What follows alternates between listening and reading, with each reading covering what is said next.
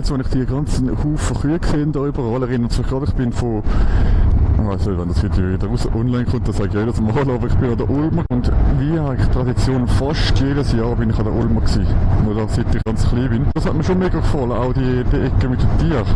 Aber was ich ein bisschen blöd gefunden habe, es sind mega viele Leute an der Ulmer gewesen.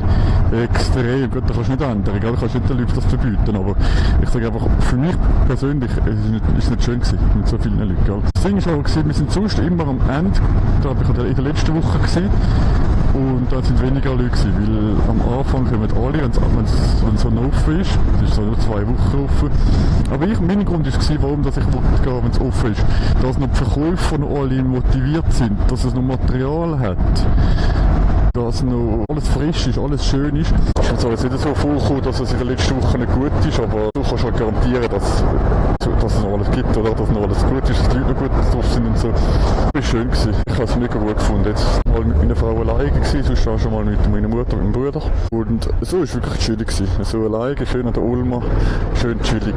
Richtig. Ich finde sowieso, man sollte sich viel mehr so Zeit nehmen fürs Real Life irgendwie. Man sollte sich viel mehr Zeit nehmen fürs Real Life. Aber ich meine nicht das Real Life, dass ich viel game. Das meine ich nicht.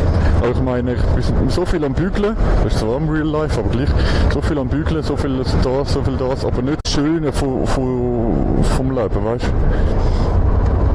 Da muss ich jetzt wirklich, und ich probiere das wirklich jetzt langsam, dass wir das vielleicht auch reinbringen. Weil Arbeiten ist gut, Geld verdienen ist gut, Leben ist noch besser.